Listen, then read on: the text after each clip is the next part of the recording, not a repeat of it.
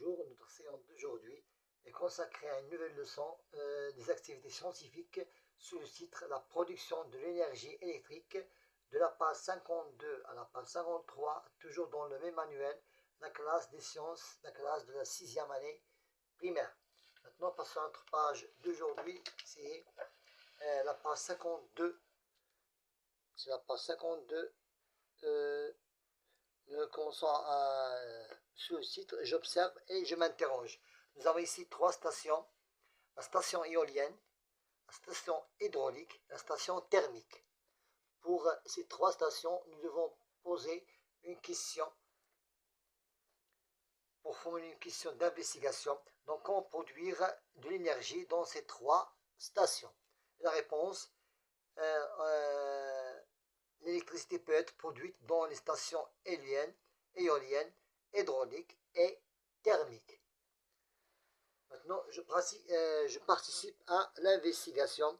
Nous avons ici un fonctionnement d'une centrale hydraulique, le fonctionnement d'une centrale, comment fonctionne une centrale éolienne et comment fonctionne une centrale thermique. La première question. Pour la première question, quel est le rôle de l'eau dans la station hydraulique?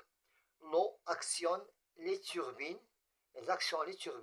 pour produire de l'électricité. Quel est le rôle du vent dans la station éolienne? C'est fait tourner les hélices, qui font tourner le générateur de l'éolienne.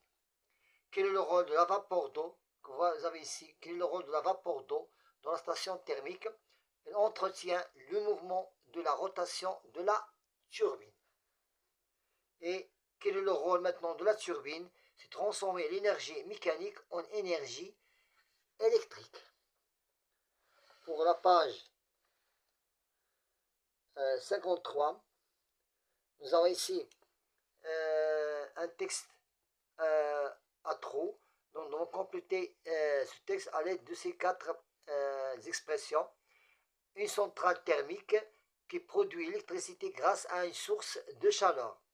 C'est grâce à une source de chaleur qu'on produit dans une centrale thermique.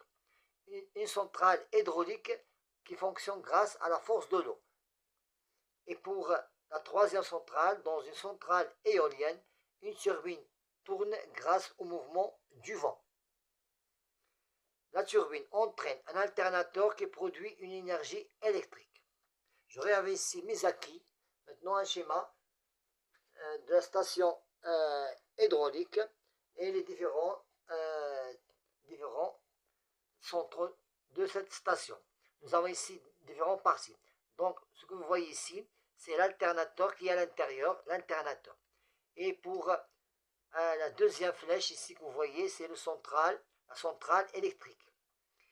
Et l'électricité, maintenant il y a ici jaillissement de courant électrique. C'est l'électricité. Et vous voyez ici, c'est de l'eau. Et nous avons ici en bas de la centrale, nous avons une turbine. Voilà, une turbine. Maintenant, activité numéro 2.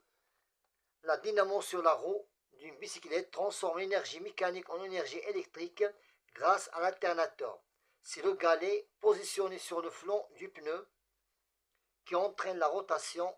Le courant électrique produit permet d'alimenter l'éclairage du vélo. Je coche la question convenable dont la réponse est le résumé de dessus. Comment une dynamo de bicyclette produit-elle de l'électricité? Maintenant, la question, c'est la réponse qui est juste. Que faut-il faire pour que l'alternateur produise de l'électricité? En faisant tourner l'aimant près de la bobine.